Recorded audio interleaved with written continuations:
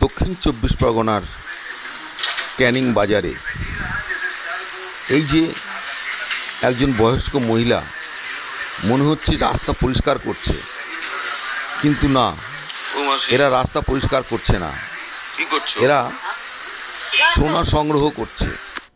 রাস্তার ওপরে যে ধুলো আছে সেই ধুলোগুলো ঝাড় দিয়ে একত্রিত করে গামলায় রেখে জলে ধুয়ে তার মধ্যে থেকে ওরা সোনা সংগ্রহ করছে। এই ধুলোর মধ্যে থেকে অনেক সোনা সংগ্রহ করা যায়, অনেক সোনা পাওয়া যায়। তাই ক্যানিং বাজারে এসেছে।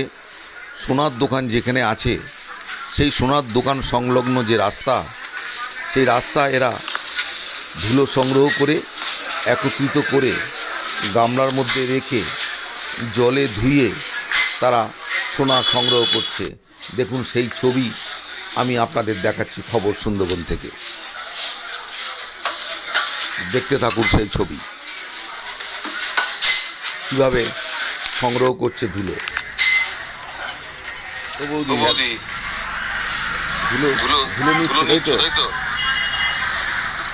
তাই তো হ্যাঁ, কি করছো? সোনা পাবে? হ্যাঁ, সোনার দোকান থেকে হাওয়া উড়ে আসে না? হ্যাঁ, কি করছো? ঝাড় দিয়ে এই ধুলোগুলো কি করবে? ধোবে? ধুয়ে কি হবে? সোনা পাওয়া যায় গুঁড়ো গুঁড়ো। বাহ, পেয়েছো সোনা? হ্যাঁ, এমনি পাওয়া যায় সোনা? কিভাবে ধোবে এটা? কিভাবে ধোবে? জলে ধোবে? ওই তোমার এই কড়াইতে নাকি? এই কড়াইতে ধোবে? এই ধুলে কড়াইতে তুলে নেবে সব, তাই তো?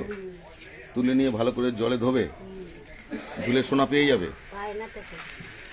কতটা করে পাও? গুঁড়ো গুঁড়ো পাওয়া যায়। ওগুলো গুঁড়ো গুঁড়ো সব এক জায়গায় করবে নাকি? কতটা পরিমাণ পাওয়া যায় এরকম?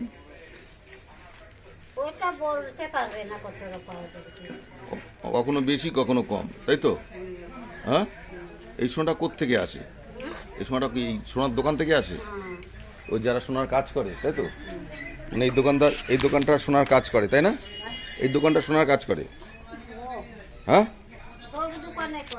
হ্যাঁ, দোকান থেকে কি হাওয়ায় উড়ে আসে?